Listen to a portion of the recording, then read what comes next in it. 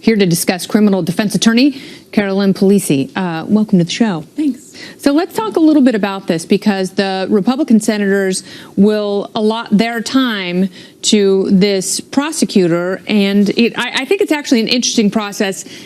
None of those constitute being on the Supreme Court. So as far as I'm concerned, this beyond a reasonable doubt standard of proof, it should not have innocent until proven guilty in the Senate.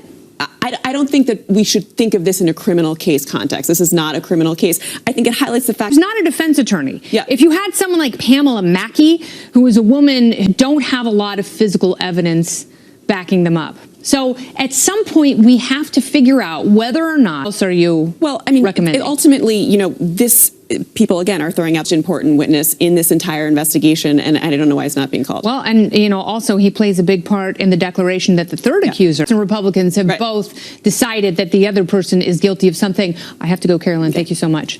Much more on the Kavanaugh controversy. That's coming up a little later from townhall.com, where she serves as editor, and Fox News contributor Katie Pavlich is here. Katie, I will start with you. When Dr. Ford, when we finally learned of her revelations after Dianne Feinstein. The fact is that she has discrepancies in the letters between the polygraphs that she sent to Senator Dianne Feinstein, the one that she released to the Washington Post. She says there are 4 people, 2 people. We can get into the weeds about what those details are.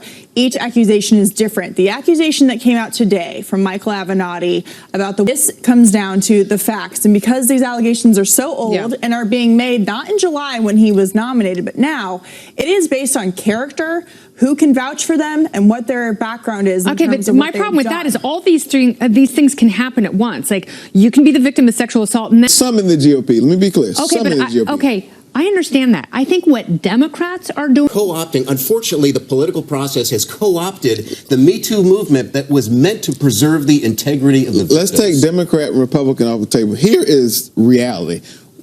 I think a glimpse into what the reality is. The problem is these other accusations, these other people coming at person. That says nothing about Julie Swetnick's claim. Well, that's right. Think about take him off the table. Yeah. Worry about her. Think about the claims that she has put forth. The only thing Democrats want to do is put the options on the table. Katie the last word. I just want to get some more facts on the table here. So there's another 4th accusation that has come through Senator Cory Gardner's Republican senator from Colorado tonight. Yeah, it is an anonymous letter from 1998 of a woman accusing Brett Kavanaugh of pushing her up against a wall.